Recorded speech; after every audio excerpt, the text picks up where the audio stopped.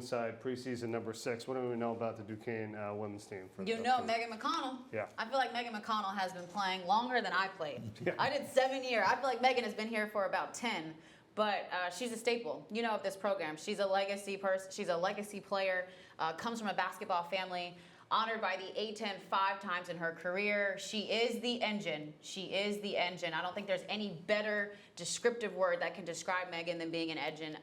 And she brings a wealth of experience to this team. Dan Burt, all-time winningest head coach in Duquesne history. They know how to win. What makes this team really dangerous is their roster. They manage a talented roster. They play a lot of different players and different styles. One game, they'll play you in man the entire game. The next game, it's the 2-3. The game after that, it might be a 1-3-1 because Dan Burt will come up with a couple different schemes to win games. So they're always a challenge, but they always fight hard, and they always have that huge engine behind Megan McConnell, which has done a lot for them. It's going to be really sad, actually, to see her graduate and leave after this year because she has been around for so long and is a thrill to watch. Talking about coaches that have all these different schemes and run a lot of multiple things, like, right here with Duquesne. We talked about Schmidt earlier for St. Bonaventure on the men's side coach. I mean, with your experience, how long does it take to gather and understand some of this stuff? I mean, you could be a player, you could be in another system, but when it comes to yours and this is what we do, what's it been like in your experience on that transition? Well, I think it's really challenging to do a lot of things well. I kind of compare coaching and how you put your team together to a pie. And how much of that pie chart can you spend on these different things? What I'm hearing, without seeing it, is that what he has in his pie chart is changed. Just be ready. Ice, when you come on, we're going to come up with a plan. Seems to me, let's come up with a plan that helps us to win this game. Sometimes we get so caught up in, well, what's it going to be? And how's it going to play out over the long haul? You know what? We're responsible to win the next game. And this seems to have been perfected, but it also helps. Ice made a great point. Megan McConnell could coach the team. Yeah. Dan doesn't have to go to practice every day when Megan McConnell's there.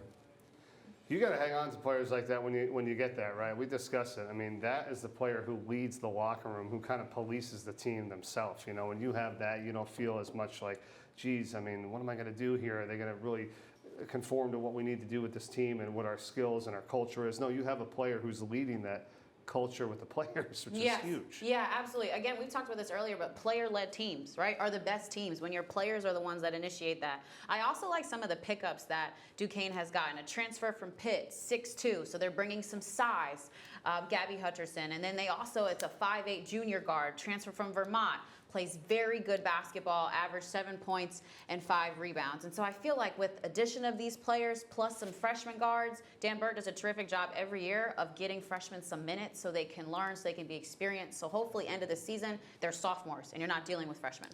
I like when we have some of these teams, like Duquesne's a good example of it, where I don't say the culture, but just, you said, Phil, earlier, but you got to have the support, right? It's got to come from the top down. I mean, they've been tracking this for a while. They redid the stadium, the arena there, which is good to see. You have success.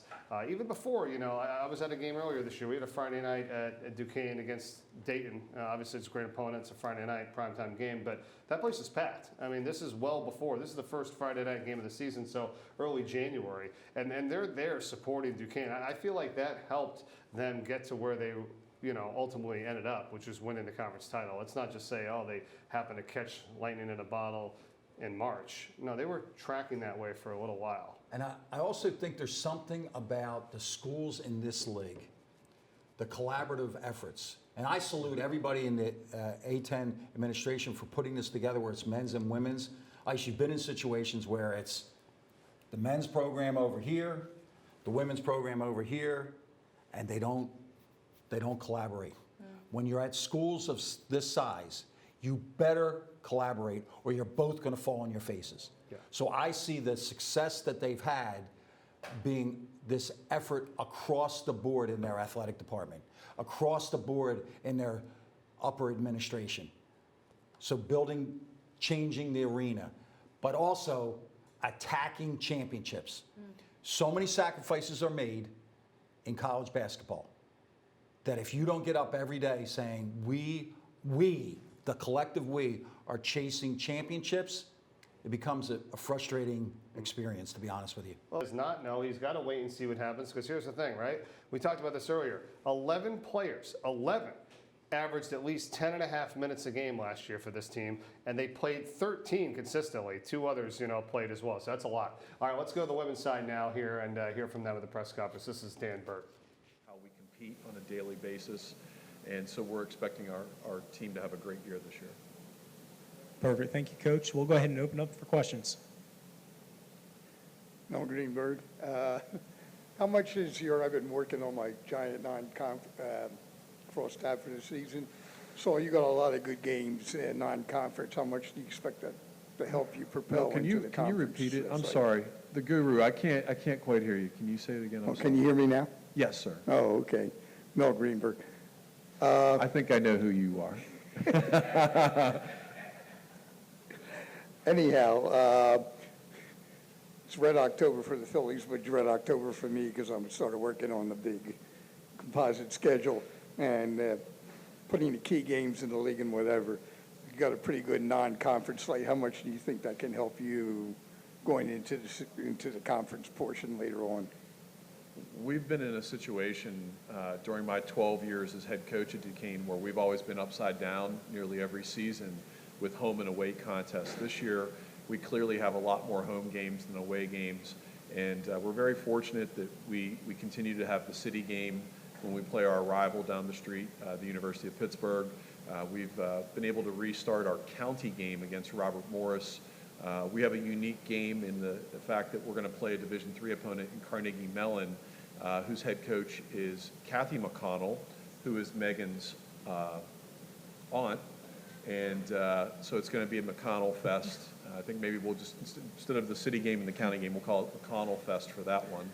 But we open up with a very good Princeton team, and then we follow that up by going to Penn State, where it's never easy to win at Penn State. And then Niagara, I think, is probably the most underrated team on our schedule, and I say that because Niagara plays a very different style of basketball that is very fast, and last year when we played them, it was like a game of ping pong. Incredible speed, both teams playing very free, and I almost think it's kind of the future of basketball. So really excited about what the non-conference brings to get us ready for the conference play.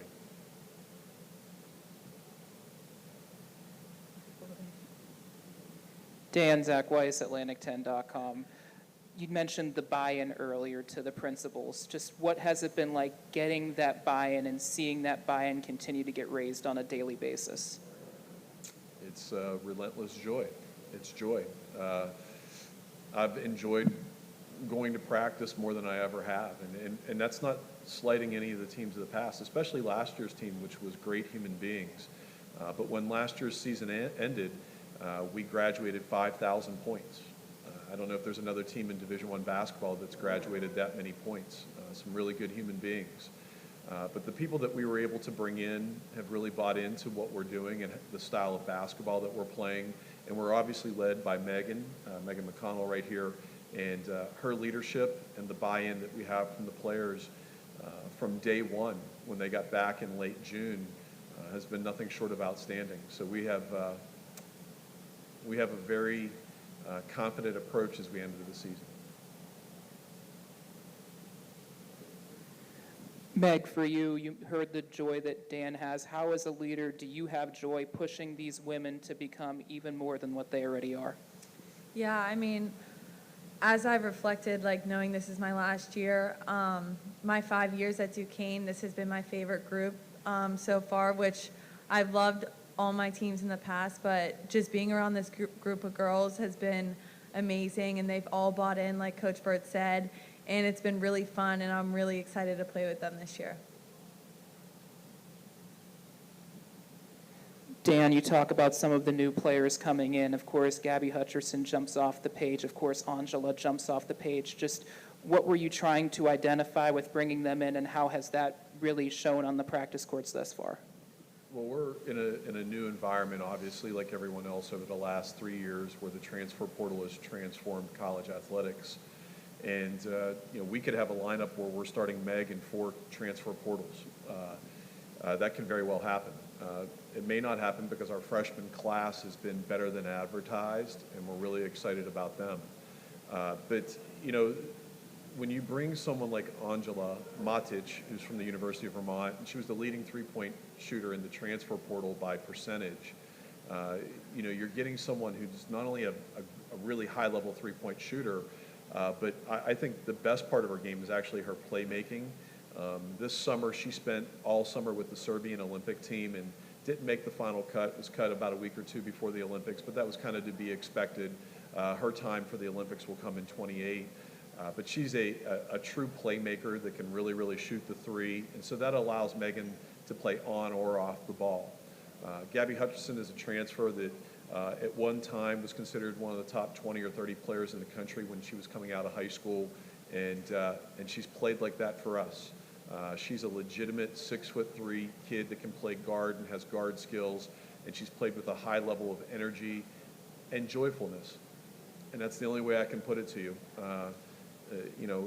The positivity that she brings, I mean, it's really good for our program, and she's going to be a big part of what we do this year, along with Journey Kiaku and Keandra Brown in our freshman class.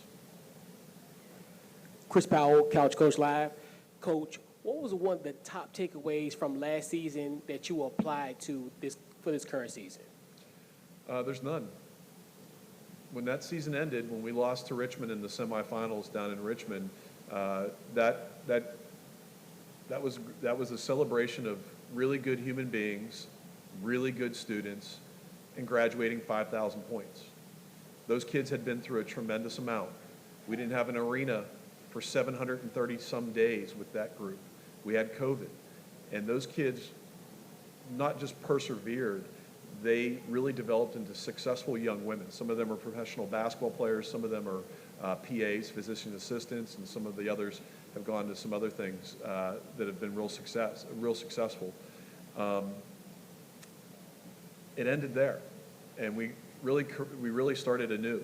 And so we brought in either 7 or 8 newcomers. I can't ever keep it straight. And the key through that is that Journey Kiaku, Megan McConnell, and Keandra Brown have led us and been really good leaders because they're our returning players that have played.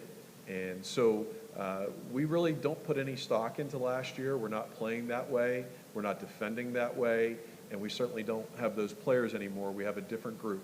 Our team doesn't have the size that we have historically had in the past. We're smaller, we're grittier, we're more physical and more athletic, and we compete at a very high level. Perfect. Thank you, Coach Burt and Megan. Appreciate you guys joining us today, and best of luck this season. Thank you. Thank you. We'll give her a minute, then we're going to talk to Megan McConnell for Duquesne here. And you heard Coach, he went through a lot of stuff right there. I mean, we went through the end of the season, right? Beat UMass, beat George Mason, lost to #1 Richmond in the tournament, got to the WNIT. Again, 21-13, 13-5 in conference. They want to just keep that going. Yeah, absolutely. It's so interesting to me that he talked about being excited about these freshmen that are adding to the team, because we talked about this team. They play multiple offensive and defensive styles. It is not an easy system to insert yourself in and then know everything and be confident in that. But I think the leadership that you get from Megan McConnell, Keandra Brown, Journey Kiaku, it helps to bring those freshmen along. I'm excited for this Dukes team. One thing that they are very consistent about is putting a competitive product on the floor. Every single time you play them, it's going to be a dogfight. All right, sounds good. Megan McConnell is ready for us right now. Megan, thanks so much for joining us. We appreciate it. Mike Corey with Ice Young and Phil Martelli. Give us a little bit on your thoughts before you get ready for this season, your leadership and what you've done with this team.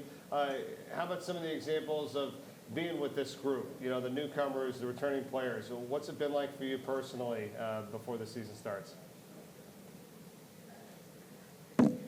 Yeah, so it's definitely been different because we have a lot of new faces this year.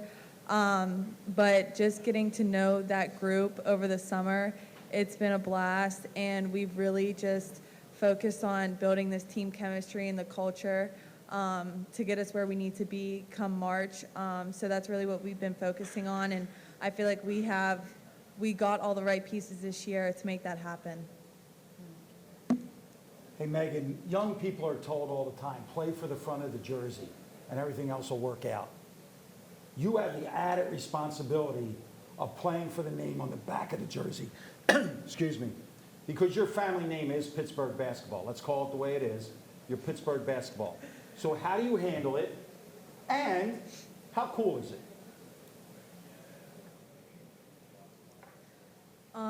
Obviously, it's really cool. I love playing with my last name on the back. It's an honor. Just going through my family bloodline with my brother and my aunts and uncles. It's an honor to be able to do that in the city of Pittsburgh, so I love it. But yeah, that's basically it. Megan, you talked about having new faces on the team. Well, one of them is very familiar to you. Your cousin Kelly is now on the team. We're continuing with the family theme, but what's interesting about having a cousin, a family member on your team? Does it feel like a little sister? Honestly, yeah, she feels like a little sister to me. But what's really funny is at family functions, we really didn't hang out because of the age gap. Like, I would always hang out with my cousins that were closer to my age. So I never thought in a million years that I would be playing on the same team as my cousin. And then when she got here, we realized like our mannerisms are so alike. We act the same. And so we just created this special bond together, and now it's like we're sisters. And I'm really grateful for that. That's great to hear. Megan, I wanted to ask about, with the men's side winning the conference championship last year, you guys have had success, went to postseason as well. The town, the community, the fan base pretty strong now, as we know, the redesign of the arena. Tell us a little bit about the feel there, in Pittsburgh, a little bit different these days than what it used to be like. Wait, sorry, you cut it out there. Tell us a little bit about the feel in Pittsburgh and how different it is these days, and what it's like now with the success both programs are having, and just kind of the re-energized, Duquesne brand, if you will, for both teams, men's and women's. Yeah, I feel like the men's team definitely put us back on the map. They had a Cinderella story, and it was great. We're hoping to do that on our side, but especially our football team was really successful. They won the NEC championship, and then our men's team. So I feel like the whole Duquesne community in Pittsburgh was just, we were on a high for a couple months, and we lost in the Sweet 16 of the WNIT, but I feel like there was still a lot of positive, there was a positive environment around the city of Pittsburgh around that time. Thank you so much for joining us. We appreciate it. Have a great season, and we'll see you down the line. Thanks, Megan. Thanks for having me. All right, that'll put a wrap on Duquesne. We're going to take a timeout. We will be back. When we do, we'll talk LaSalle men's and women's basketball when we return on the 2024 Atlantic 10 Conference Media Day live from Washington, D.C.